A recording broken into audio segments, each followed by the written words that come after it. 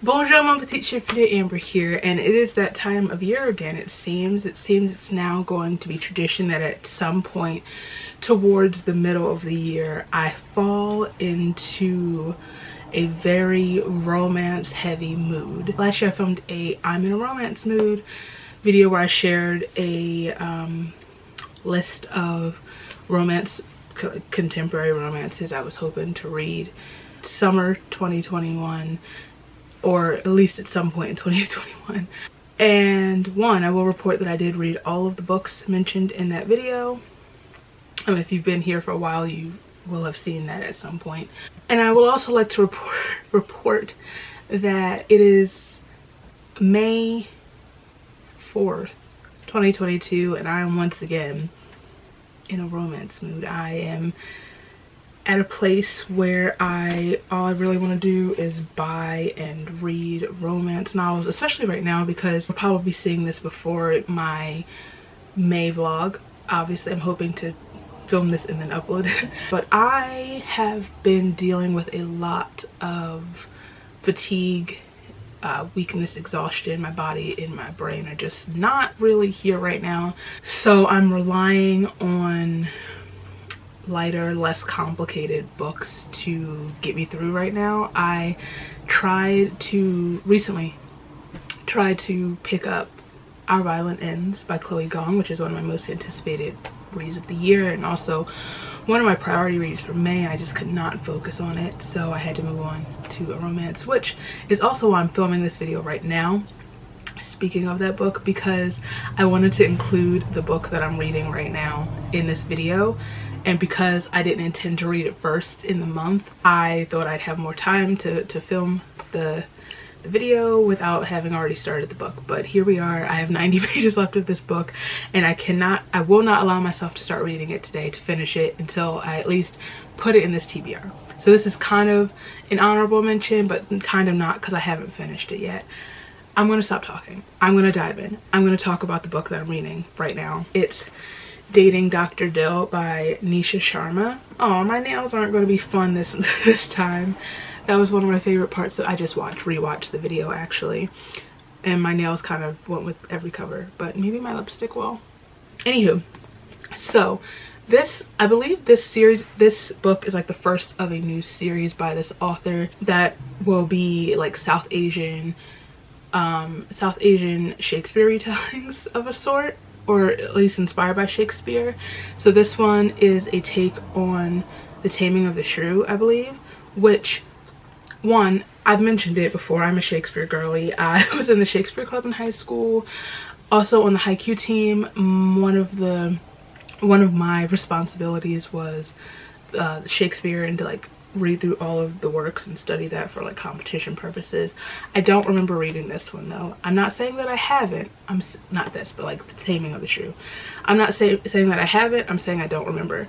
Anyway, this book follows Karina, who is a lawyer who now runs like this startup company, women's startup company. This book starts on her 30th birthday, where she finds out that her father is planning to sell the house that she grew up in, the house that basically her mother built from the ground when they moved to the US, to New Jersey. Come on, East Coast representation. Come on, tri-state area representation. As she became older, she and her mother started doing renovation projects and building on the house, and she continued after her mother died, and her dream was always to keep building on this house, keep working in this house, keeping her mother's legacy alive, and then like inheriting the house herself. That was her mother's plan. And so now that her father is planning to sell it, she's distraught.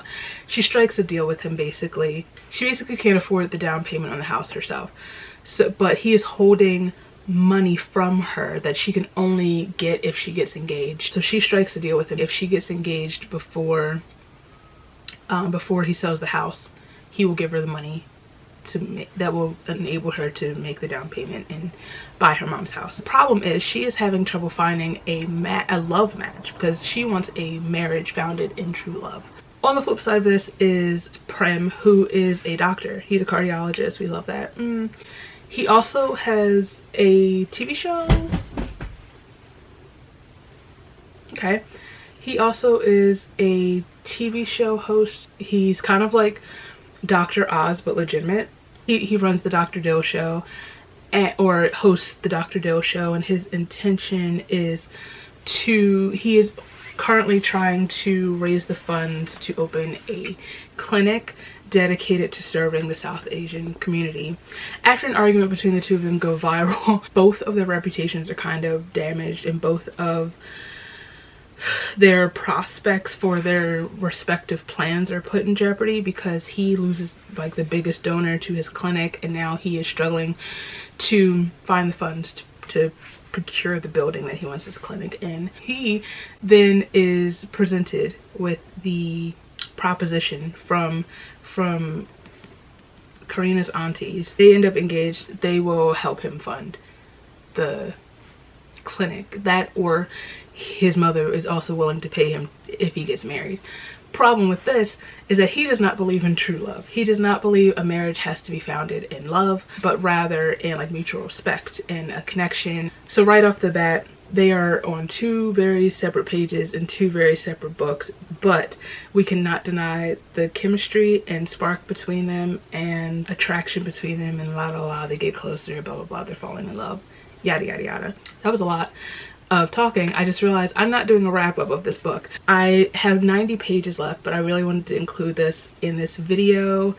This is what I picked up when I couldn't focus on any fantasy. I read like almost 300 pages of it yesterday, and I will say that it took me a second to really get into it, because sometimes I don't like the I'm not 100% in love with the writing style all the time, but I am really into it now. I'm really invested, and I need to see how this ends. Jesus Christ, that was too much. Are we almost 10 minutes in? Okay. The next two books I hope to read soon. The next chunk of this stack is very Caucasian. And I need to say before I start, please leave below BIPOC romance authors and BIPOC romance books I need to be reading, especially if you are familiar with my taste in books. Please and thank you. Anywho, I have the first two Bridgerton books, The Duke and I and The Viscount Who Loved Me. I know there's a lot of controversy around this cover and how this is essentially blackfishing the book because the characters in the book are white, yada yada yada. I bought this because Regé-Jean Page is on the book, and I know that's like, yeah, you're buying into it. No, because I'm gonna be honest, when I bought this book, didn't care a lick about what was inside of it. I have loved this man since 2016, so I kind of just want to look at him. And you can argue with your mom about that. I know the issues with it. I acknowledge the issues with it. That's a pretty man. Sorry, but I have the first two books. I know the issues with Julia Quinn in these books, but I have a project that I'm working on that requires me to have these books, and we'll discuss them at some point.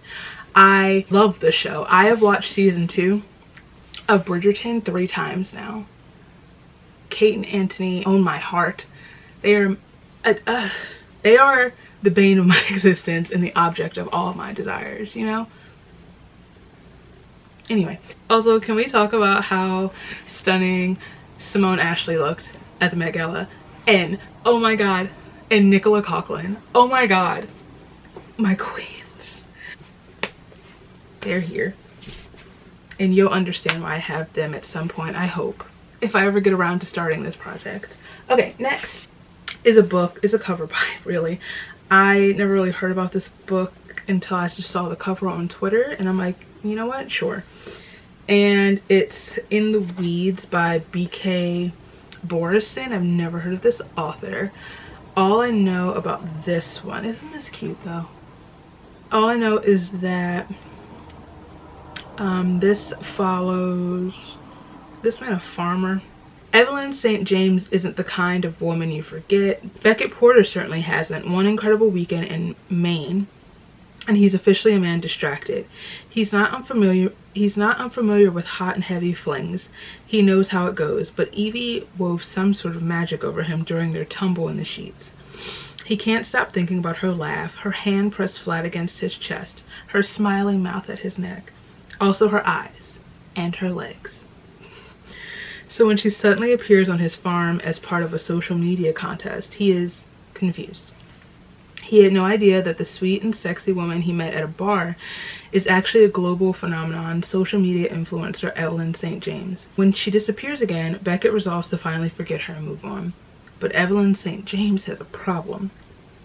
Feeling disconnected from her work and increasingly unhappy, she's trying to find her way back to something real. She returns to the last place she was happy, Lovelight Farms in the tiny town of Inglewild. It has absolutely nothing to do with the hot farmer she spent 2 incredible nights with. Nothing at all. In the Weeds is a sweet and steamy second chance romance about finding your happiness. It features a grumpy farmer, a no-nonsense social media influencer, a small town of busybodies, and 4 very cute kittens. I want a hot, grumpy farmer and 4 very cute kittens. One of my dreams actually is to have a farm. Which is hilarious because when I was little, I wanted to be a farmer. And then I realized maybe not. But now as I'm older, I'm like, maybe so actually. Not like a huge farmer, but like just have a little farm with some goats. I love goats. Like a duck. I think that would be good for my head, my brain. And maybe I'd finish writing something. Okay, the next book I hope to read very soon is what I assumed was the final of a series, but since I've had these, another one has come out. Isn't It Bromantic by Alyssa K. Adams, which is the 4th in the Bromance Book Club series. I recently read book 3, which is Crazy Stupid Bromance. That one was my favorite so far of the series. This one, however, I'm nervous about. This one follows Vlad, or the Russian, who is not my favorite character in this series, to be honest. So I'm nervous but like really intrigued to see him as kind of like a real person, because I've always felt he sort of felt like a caricature or like some cheap comic relief to me. It says, with his passion for romance novels, it was only a matter of time before Vlad wrote one. Oh, that's interesting. Elena Konikova has lived her entire adult life in the shadows. As the daughter of a Russian journalist who mysteriously disappeared, she escaped danger the only way she knew how. She married her childhood friend Vladimir and moved to the United States, where he is a professional hockey player in Nashville. Vlad, aka the Russian, thought he could be content with his marriage of convenience, but it's become too difficult to continue in a one-sided relationship. He joined the Bromance Book Club to learn how to make his wife love him, but all he's learned is that he deserves more. He's ready to create his own sweeping romance both on and off the page. I actually don't think I've ever read the back of this book. I did not know what this was about. The bros are unwilling to let Vlad forgo true love, and this time they're not operating solo. They join forces with Vlad's neighbors, a group of meddling widows who call themselves the Loners. But just when things finally look promising, Elena's past life intrudes and their happily ever after is cast into doubt. Interesting. So this might actually be better than I thought it was going to be. I did not read what it was about prior. This might actually have substance that I was hoping for this character. I thought this was the last one, but there has since been a new one that I think is like a holiday bromance. Okay, this next one is the hype of the bookternet, particularly Book Talk, and if y'all are wrong, we're gonna fight, okay? I've heard a lot of mixed things about this book. People either love it or they hate it, and I think it's appropriate that I am about to mention this book on Star Wars Day. May the 4th be with you. And it's The Love Hypothesis by Ali Hazelwood. May the 4th be with you. Like I said, all I know is that this is kind of like a Raylo story, or inspired stories, like Raylo fan fiction turned into a book. And I wouldn't consider myself a Raylo shipper, I don't think, but I'm intrigued nonetheless. It says, when a fake relationship between scientists meets the irresistible force of attraction, it throws one woman's carefully calculated theories on love into chaos. As a third-year PhD candidate, Olive Smith doesn't believe in lasting romantic relationships, but her best friend does, and that's what got her into this situation. Convincing Anne that Olive is dating and well on her way to happily ever after was always going to take more than hand-wavy Jedi mind tricks. Scientists require proof, so like any self-respecting biologist, Olive panics and kisses the first man she sees. That man is none other than Adam Driver. He is their hotshot professor. He's a jerk, and shockingly he helps her. He agrees to continue this like fake dating charade. So yeah, we've got science, we've got fake dating, we've got Star Wars. I like all three of those things. Let's see what happens when they come together. The last 3 books that I have in this stack are rereads, my favorite romance series. And it's high time. It's high time. I have not stopped thinking about these books since reading them for the first time, and I just need these girlies back in my life. And it's the Brown Sisters trilogy. My loves, my darlings, my everything. So this year, one of my priority rereads of the year, Get a Life, Chloe Brown by Talia Hibbert. My number 1, Take a Hint, Danny Brown by Talia Hibbert, featuring the love of my life, Zafir Ansari. And At Your Age, Eve Brown by Talia Hibbert. I love these books. Y'all know I love these books. Y'all know I haven't shut up about these books. And I just can't wait to be back in this world. I don't know when we're getting the spin-off series, the first of the spin-off series for this series. Say it one more time. Say it one more time, Amber. But in the meantime, I need my brown girls. I like brown and brown, you know? I need Red and Zafir and Jacob back in my life. I just love these books. Speaking of Talia, I have some books that I don't have like physical copies of that I hope to read this year. The first of which I have on my Kindle. I've mentioned before, I'm working my way through all of Talia's books, and the next up I have is That Kind of Guy, which is like I think it's the final book in the Ravenswood series. So there's A Girl Like Her, I believe, Untouchable, and then That Kind of Guy. I loved the previous 2, and I'm very curious about this one. I know this one involves like an older woman. The male love interest is demisexual, I believe. So that's really interesting as far as like representation goes. I also really liked the male love interest. I forget his name, but he's the brother, right? The brother of the male love interest from the previous book, right? Yeah. I hope this will be the summer that I finally read some Emily Henry. I know the new one, Book Lovers, did that just come out or it's about to come out? But this summer I definitely want to read Beach Read, and the other one that I can't think of the name of right now. The other one. And I've been holding off from buying them. I don't have them yet. That's one I have. Those are some that I have to buy, but are still on my TBR list. But I've been holding off until summer because those just feel like summery reads. Last but not least, I desperately want to read Desperate Measures by Katie Robert, which is the first of the Wicked Villains. Okay, I'm really not here because my camera stopped recording, and for some reason I thought that meant my memory card was full. No, it just stopped recording. Anyway, what was I saying? Oh, that's what I'm gonna read is Desperate Measures by Katie Robert, which is the first of the Wicked Villains series, which is like the Disney retellings. The only other Katie Robert I read was the Twisted something. There's for the what was that book called? There's for the Night, There's Ever After, all that jazz. The Thelanian series, I think that's what it was originally called. I can't remember. So I want to read that before I go into the mythology retelling series. I don't remember what that's called. The one with neon gods and whatnot. But yeah, that's what I've got lined up. Hold on, let me see. That's 1, 2, 3, 4, 5, 6, 7, 8, 9 physical books lined up, and some ebooks one of which I think I have two. I have the second Katie Roberts book. I don't have the first one for some reason. I have the, is it the Jafar and Jasmine one? Might be, but we'll see how long it takes me to work through this stack. In the meantime, I'm going to go finish this book and lay down. But thank you for watching.